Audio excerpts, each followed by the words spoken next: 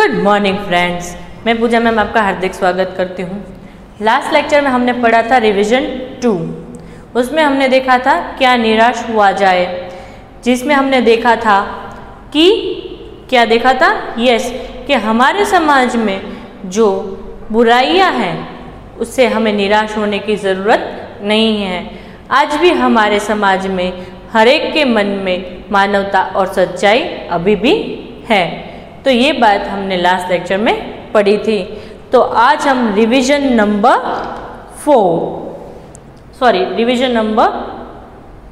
3 देखेंगे। तो रिवीजन 2 में हमने देखा था लेसन नंबर 3। तो अब रिवीजन नंबर 3 में लेसन नंबर 4 देखेंगे। तो आज हम देखने वाले हैं कर्ण का जीवन दर्शन।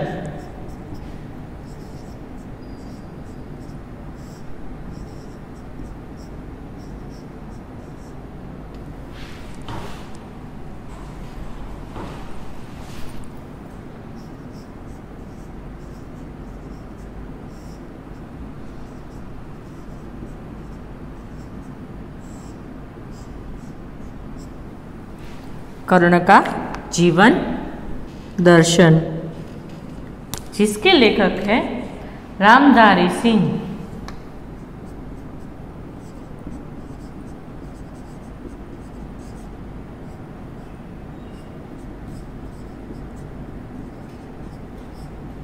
रामधारी सिंह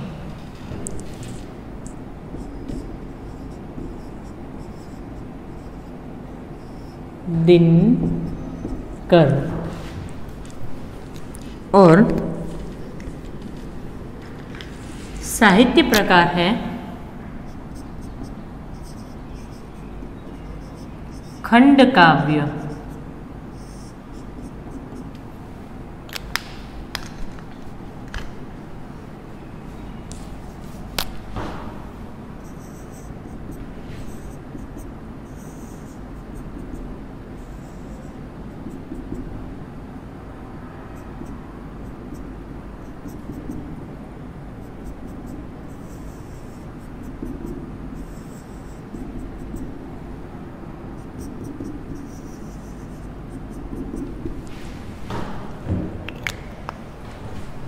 तो आज हम देखने वाले हैं कर्ण का जीवन दर्शन। रामधारी सिंह दिनकर। हिंदी के सुप्रसिद्ध कवि रामधारी सिंह दिनकर का जन्म बिहार के मुंगेर जिले के सिमरिया नामक गांव में एक किसान के परिवार में हुआ था। उन्होंने प्रारंभिक शिक्षा मुंगेर तथा उच्च शिक्षा पटना में प्राप्त की। पटना विश्वविद्यालय में स्नातक की उपाधि प्राप्त करके कुछ समय तक अध्यापक कार्य किया। दिनकर जी सीतामढ़ी में सब रजिस्ट्रार और मुजफ्फर कॉलेज में हिंदी विभाग के अध्यक्ष रहे। वे भागलपुर विश्वविद्यालय के उपकुलपति और भारत सरकार की हिंदी सलाहकार समिति के अध्यक्ष भी रहे थे। दिनकर जी की सबसे बड़ी विशेषता है अपने देश और युग के प्रति जागरूकता। कवि तत्कालीन घटनाओं विषमताओं को खोलकर चित्रण किया है। उनकी वाणी में शक्ति और ओज है। उनकी कविता में शोषित और पीड़ित वर्ग की व्यथा और उसमें मुक्ति का संघर्ष है। उर्वशी, रश्मिथी, रेणुका, हुंकार, रसवंती, कुरुक्षेत्र उनकी काव्य कृतियाँ हैं। उर्वशी के लिए उन्हें सन 1972 का ज्ञानपीठ पुरस्कार भी मिला था। संस्कृति के 4 अध्याय उनका चिंतन संग्रह है, जिससे साहित्य अकादमी पुरस्कार भी से सम्मानित किया गया है। अर्धनारीश्वर, मिट्टी की ओर आदि उनकी प्रमुख गद्य रचनाएं हैं। उनका कृतित्व गुण तथा परिमाण दोनों ही दृष्टि में से विपुल है। गुणवत्ता और परिमाण दोनों दृष्टि से विपुल है। प्रस्तुत खंड काव्यांश में रश्मिर्थी महारथी कर्ण के करुण किंतु भव्य जीवन की मीमांसा करने वाला खंड काव्य है। सारे अन्यायों को सहकर कर्ण जन्मजात महानता पर पुरुषार्थ जन्य महानता की विजय चाहता है। अंत में जब पांडव श्रेष्ठ के रूप में सब कुछ प्राप्त करने का प्रलोभन सामने आता है, तब भी वो अविचलित रहता है और जिसने आज तक साथ दिया है उस मित्र को किसी भी मोल छोड़ना नहीं चाहता। श्री कृष्ण कर्ण को पांडवों के पक्ष में ले जाने के लिए उसे मिलते हैं, उस कथा प्रसंग से प्रस्तुत काव्यांश लिया गया है। तो सबसे पहले एक क्वेश्चन मैं यहाँ पे लिख देती हूँ कि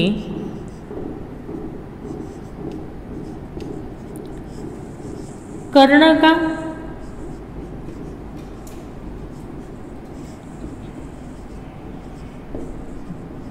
जीवन दर्शन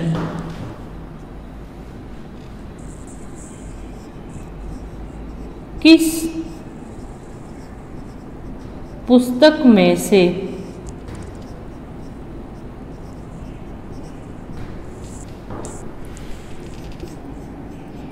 लिया गया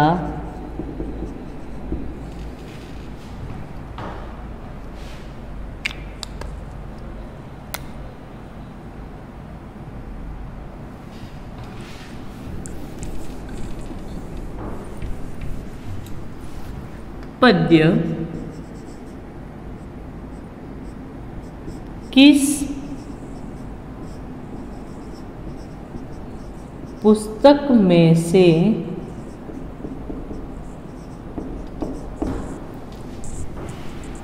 ली गई है।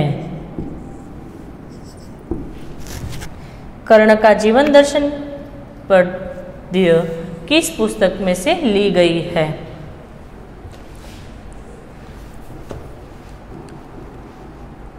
कर्ण कुंती पुत्र था, पांडवों में ज्येष्ठ और श्रेष्ठ था। उनकी मित्रता दुर्योधन से हुई। अन्याय और अपमान से भरे कर्ण के जीवन में दुर्योधन ने सदा उसका साथ दिया। कर्ण दुर्योधन के इस उपकार को कभी नहीं भूल सका। कर्ण कुशल योद्धा था। महाभारत युद्ध से पहले श्री कृष्ण ने उसे पांडवों के पक्ष में ले जाने का प्रयत्न किया। उन्होंने उसे राज्य देने का प्रलोभन दिया, परंतु कर्ण ने दुर्योधन का साथ छोड़ने से इनकार कर दिया। रश्मिर्थी खंड काव्य से ये लिया गया इस अंश में कर्ण की महानता का दर्शन होता है। तो कर्ण कुंती और सूर्य के पुत्र थे। बचपन से ही जन्मजात उसको कवच और कुंडल मिले हुए थे। जन्म के समय ही कुंती उसका त्याग कर देती है और एक सारथी उसको अपनाता है, इसीलिए वो सारथी पुत्र भी कहा जाता है। उनकी माता का नाम राधा था, इसलिए कर्ण को राधे भी कहा जाता है। तो कर्ण के जीवन में एक पांडव पुत्र होने के बावजूद कई सारे अपमान उसे सहने पड़े, क्योंकि जन्म से ही कुंती ने उसका त्याग कर दिया था। इसलिए वो एक सारथी पुत्र के रूप में पहचाना गया और इसके कारण उसको शिक्षा नहीं मिली, धनुर्विद्या की विद्या नहीं मिली और सभी ने उसका तिरस्कार भी किया।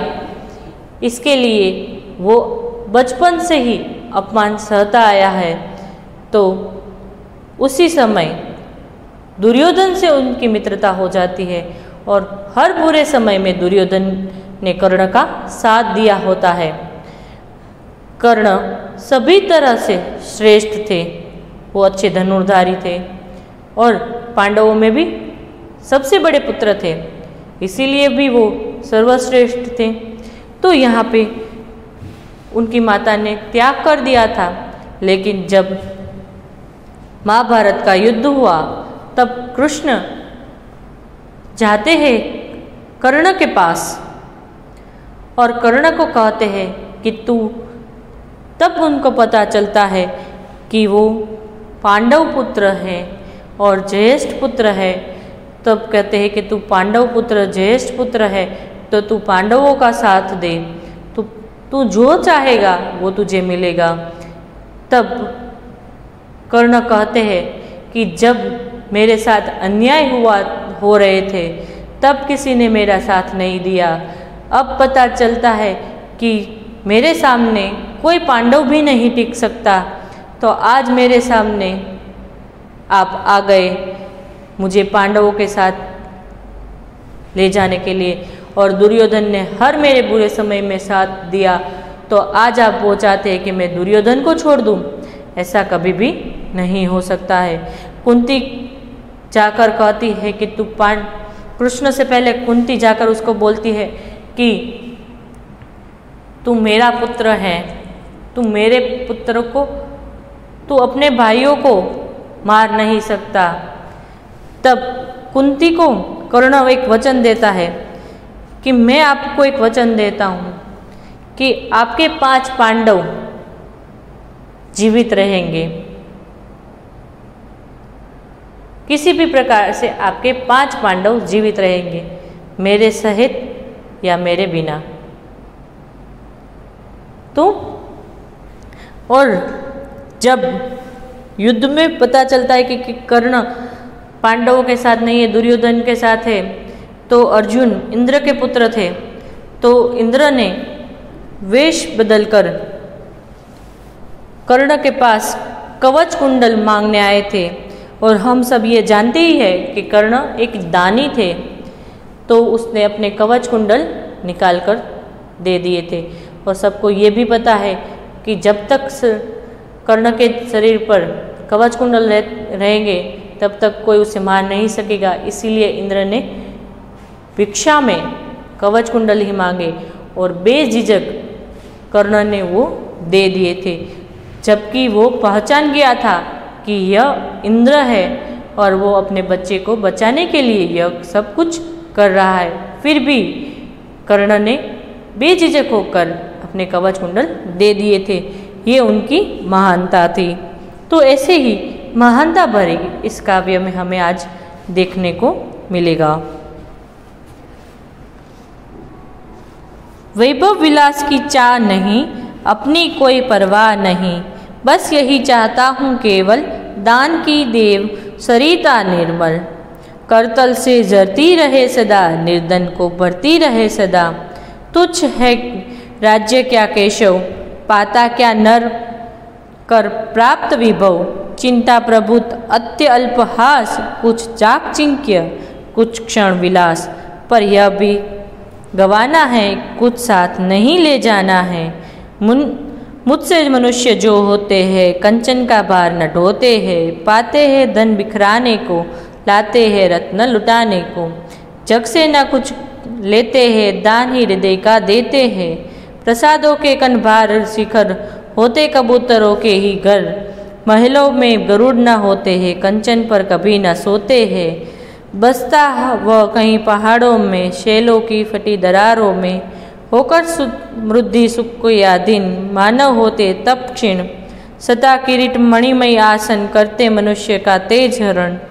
नर विभव होते ललचाते हैं, पर वही मनुष्य खो जाते हैं। चांदनी पुष्प छाया में पल, नर गले बने सुमधुर कोमल। पर अमृत कलेश का पिए बिना, आतप अगढ़ जिए बिना। वह पुरुष नहीं कहला सकता, विघ्नों को नहीं हिला सकता। उड़ते जो झंझावातों में, पीते वारी प्रपांतों में। सारे आकाश अयन जिसका, विषधर भुजंग भोजन जिसका, वही फणिबंध छुड़ाते हैं, धरती का हृदय जुड़ाते हैं। मैं गरुड़ हूँ कृष्ण, मैं पक्षीराज, सिर पर न मुझे चाहिए ताज। दुर्योधन पर है विपत घोर, सकता न किसी वश उसे छोड़। रणखेत पाटना है मुझको, अहिपाश काटना है मुझको। ये था पठन। एक बार आप भी पठन कर जाइए।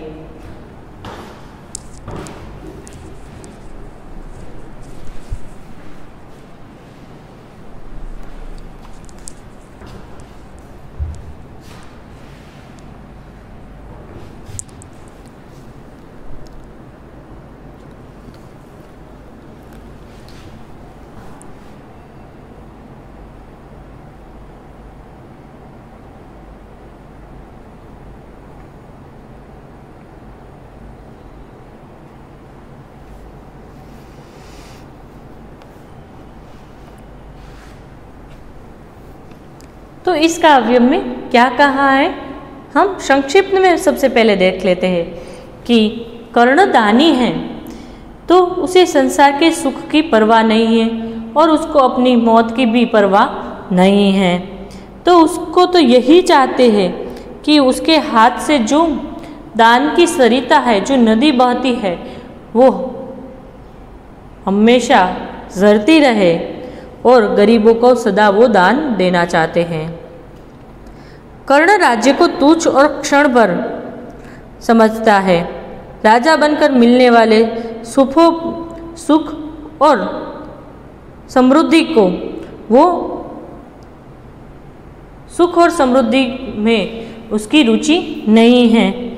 उसके अनुसार धन का उपयोग सिर्फ दान देने के लिए ही होना चाहिए। कर्ण का आदर्श गरुड़ है जो महलों में नहीं रहता है, वो पहाड़ों की दरारों में रहता है। महलों के शिखरों पर कबूतर के घर होते हैं। कर्ण मानता है कि कष्टों और संघर्षों में रहने वाला ही मनुष्य कहलाता है। वही लोग सुखी बन सकते हैं जो कष्ट का अनुभव कर सकते हैं।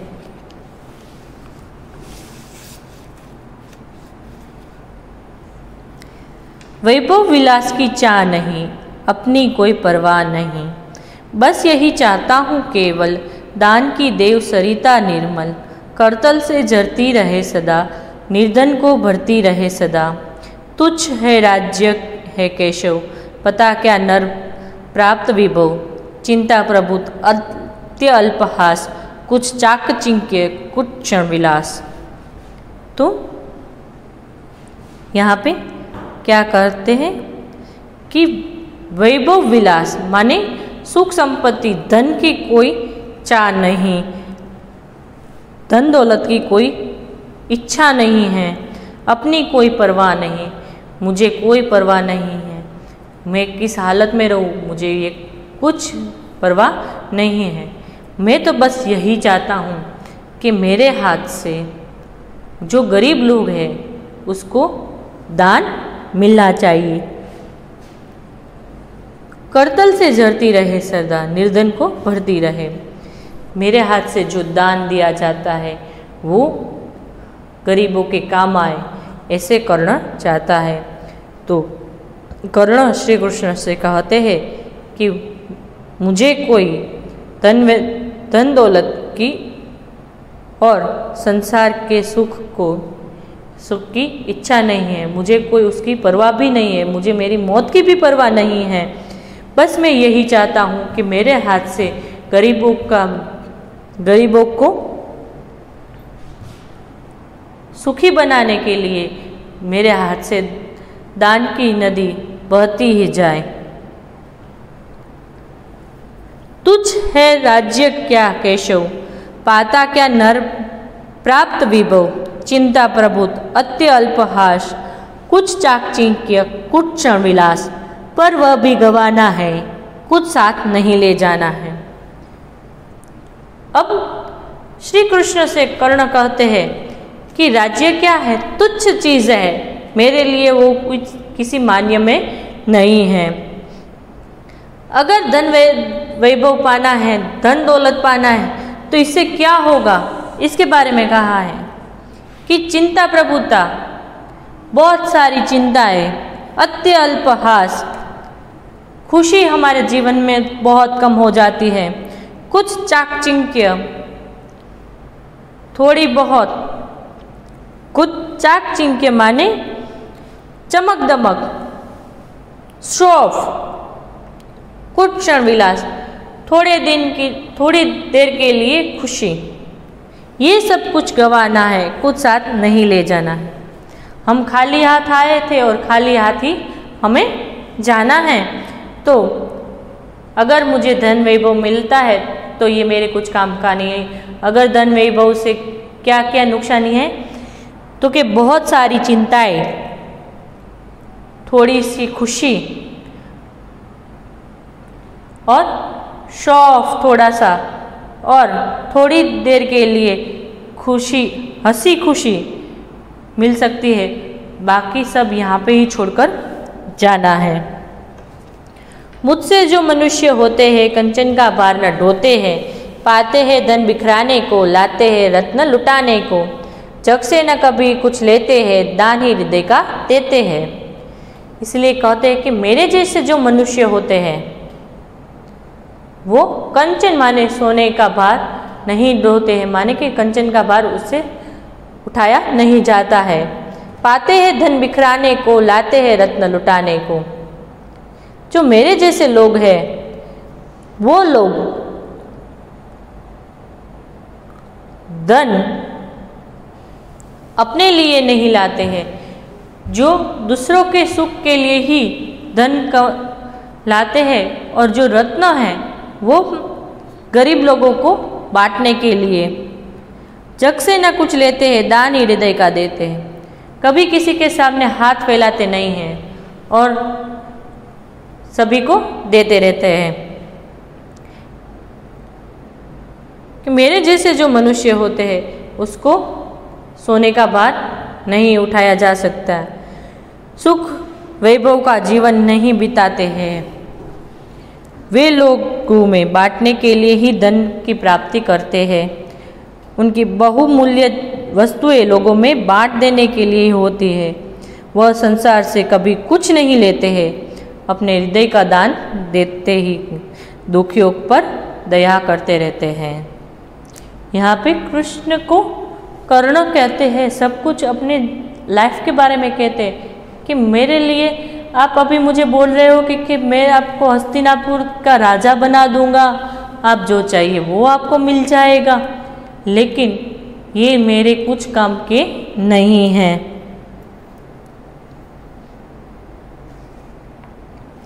प्रसादों के कनकाब शिखर होते कबूतरों के ही घर, महलों में गरुड़ ना होते हैं, कंचन पर कभी ना सोते हैं। बसता वो कहीं पहाड़ों में, शैलों की फटी दरारों में।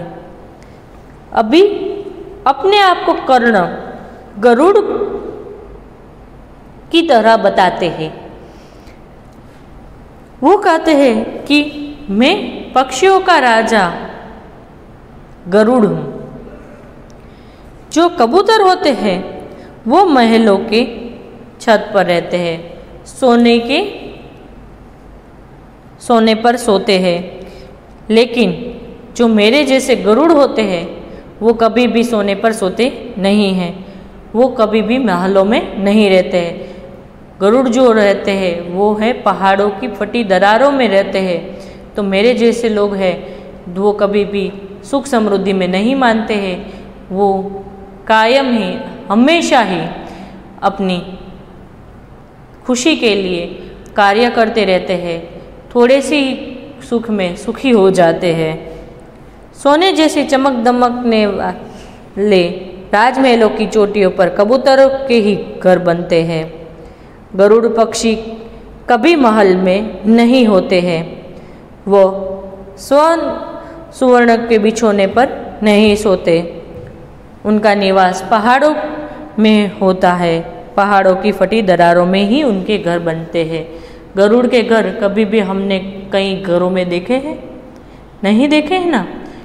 तो यहाँ पे कर्ण अपने जीवन के बारे में कहते हैं कि वो मुश्किलों से आगे बढ़े हैं और मुश्किलों के सामना करते ही मुझे करना है, इसीलिए मुझे ये आप जो प्रलोभन दे रहे हैं वो मुझे कुछ चाहिए नहीं।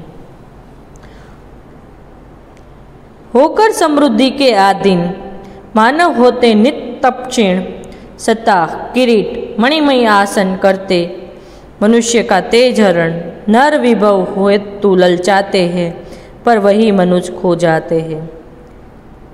जो मनुष्य होते हैं सामान्य मनुष्य वो सुख समृद्धि धन दौलत के पीछे ललचाते हैं और ऐसे जो लोग होते हैं वो समृद्धि सुख के अधीन हो जाते हैं। जो मनुष्य के तपक्षीण होते हैं माने कि जो मेहनत करने की चीज़ें होती है वो उससे हट जाते हैं और उनको सत्ता चाहिए, मणिमय आसन सी के रूप वाला आसन चाहिए ताकि वो सब पर राज कर सके। तो अपने कार्य से वो विमुक्त हो जाते हैं और उसको वो सारी भान भुला देते हैं पर वही मनुष्य खो जाते हैं। आपने कई सारे ऐसे राजाओं को देखा होगा कि वो अपने सुख समृद्धि के कारण कहीं खो जाते हैं, अपने राज्य का ध्यान नहीं रखते तो बाद में वो कहीं पर खो जाते हैं। धन दौलत के सुख का गुलाम बनकर मनुष्य अपना तप तेज खो देते हैं। राजपद मुकुट मणियों से जड़ा हुआ सिंहासन मनुष्य के तेज को हर लेता है, उसे प्रभावित बना देता है। मनुष्य धन संपत्ति पाने के लिए ललचाता है पर यही धन संपत्ति उसे नष्ट कर देती है। चांदनी पुष्प छाया में पल नर गले मने बने सुमधुर कोमल पर अमृत क्लेश का पिए बिना आतप अगड़ जिए बिना वह पुरुष नहीं कहला सकता, विघ्नों को नहीं हिला सकता।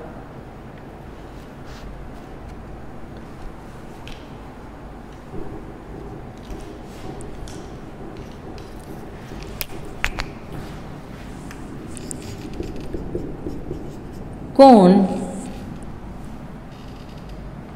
विघ्नों को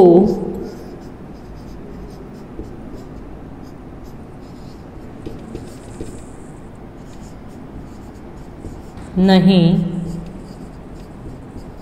हिला सकता।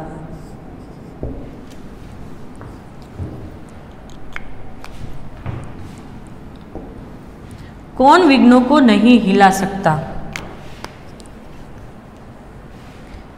तो कहते हैं कि जो फूलों पर चांदनी फूलों और चांदनी की छाया में माने अत्यंत सुख सुविधा में पलकर मनुष्य सुंदर और कोमल भले बन जाए लेकिन परंतु उसको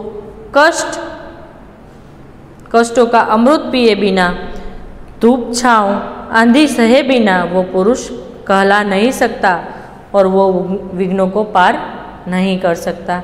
तो यहाँ पे यह कह रहे हैं कर्ण कि जो बड़े सुख साहिबी से सुख समृद्धि से पले हुए हैं, किसी ने किसी प्रकार का कष्ट नहीं देखा है, उसे वो कभी भी आगे नहीं बढ़ सकता है, जीवन के विघ्नों को वो पार नहीं कर सकता है।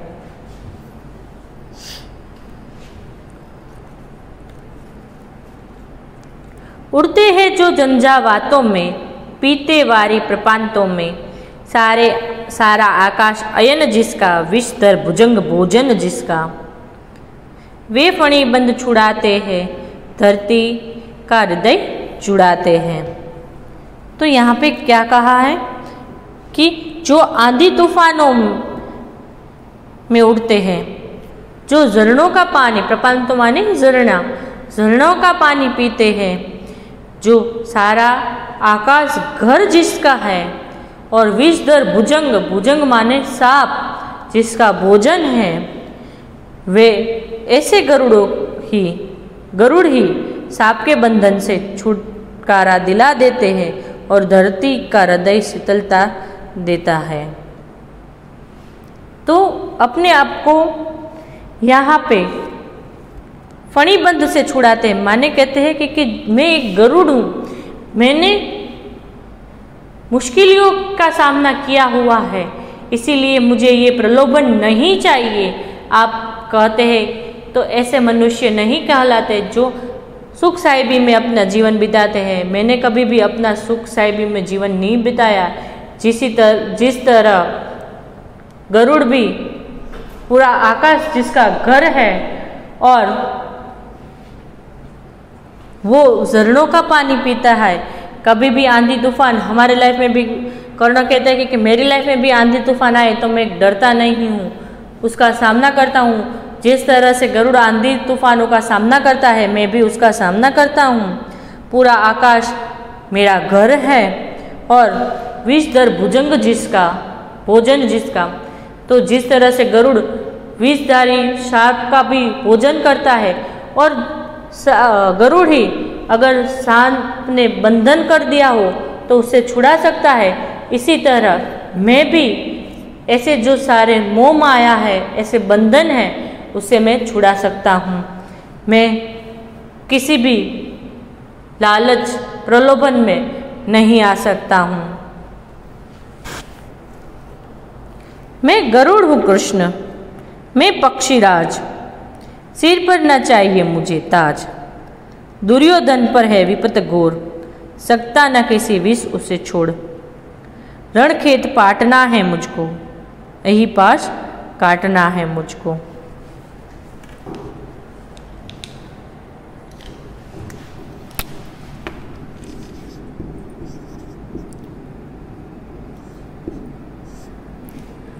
कर्ण अपने आपको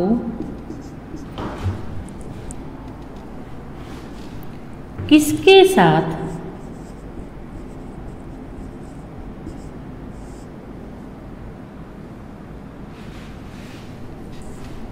किसके समान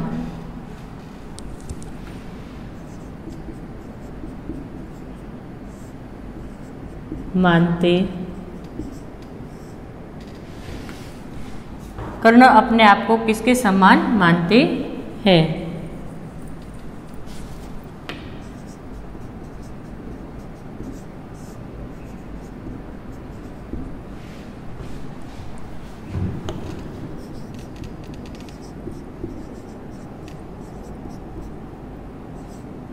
महलों के शिखर पर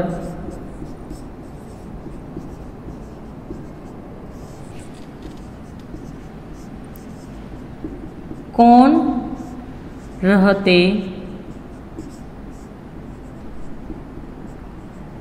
हैं?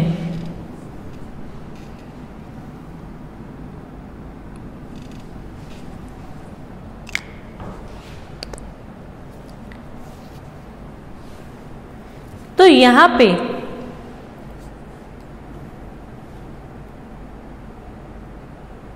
कर्ण कृष्ण से कहते हैं कि हे कृष्ण, मैं ऐसा गरुड़ पक्षी हूँ, मैं पक्षीराज, सिर पर न चाहिए मुझे। मैं ऐसा गरुड़ पक्षी हूँ जिसके सिर पर ताज नहीं होता। मुझे मेरे सिर पर किसी प्रकार का ताज नहीं चाहिए, मुझे हस्तिनापुर नहीं चाहिए।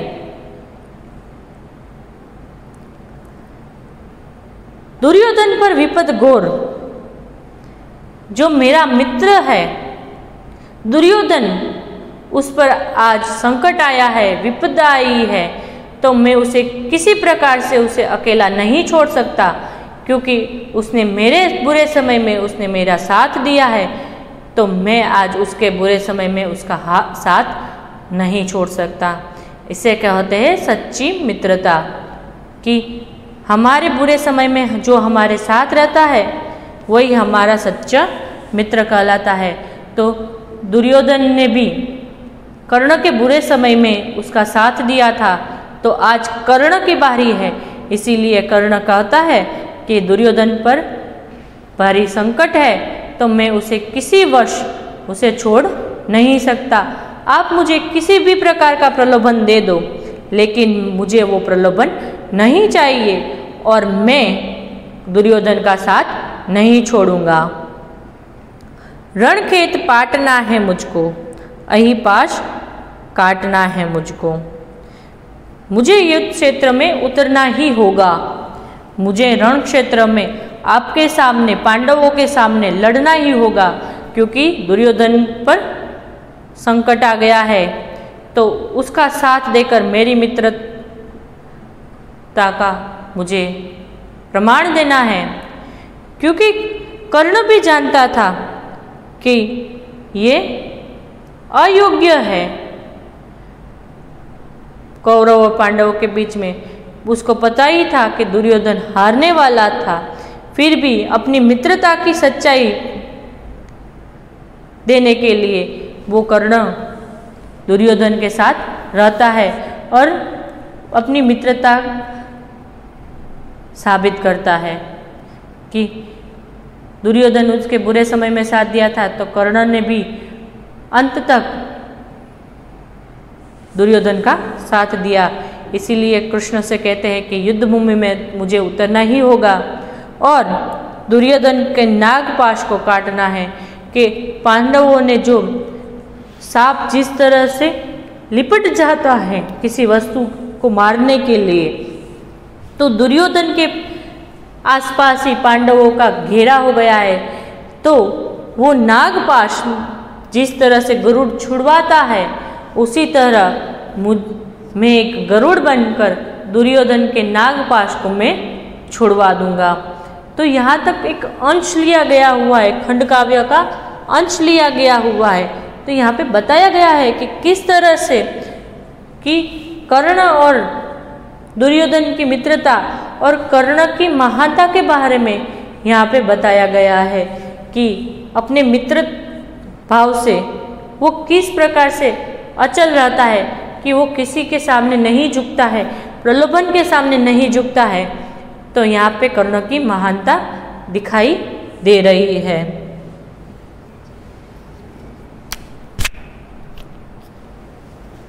क्वेश्चन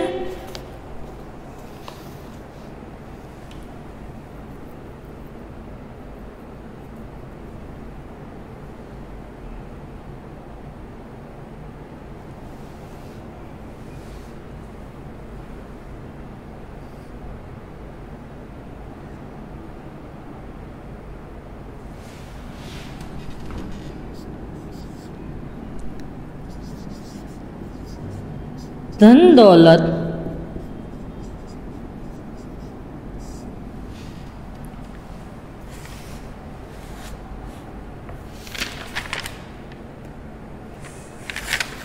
धन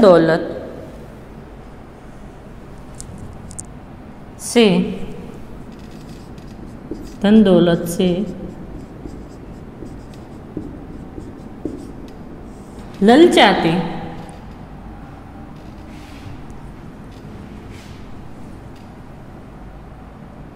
ललचाने का क्या परिणाम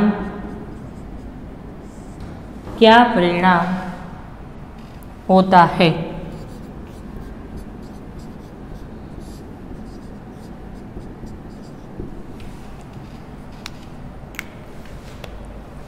तो यहाँ पे हमने देखा कि कर्ण का जीवन दर्शन, कि कर्ण अपने जीवन में कितने महान थे, उनको पता हो है फिर भी वो दुर्योधन का साथ देते हैं, अपनी सच्ची मित्रता दिखाते हैं और किसी प्रलोभन में नहीं आते हैं, एक दानवीर के रूप में दिखाई देते हैं। और उसके मन में यही एक आशा है कि वो सभी को दान देते रहे, जब तक वो जिंदा रहे तब तक वो सभी को दान देते रहे। ये सबके मन में एक विचार, कर्ण के विचार दिमाग में एक ही विचार आता है कि उसके हाथ से दान देते रहे। तो यहाँ पे हमें कर्ण की महानता का दर्शन कराते हुए श्री रामधारी सिंह जी ने हमें यहाँ पे कर्ण का महत्व समझाया है। तो यहाँ पे हमारा लेक्चर हम समाप्त करते हैं।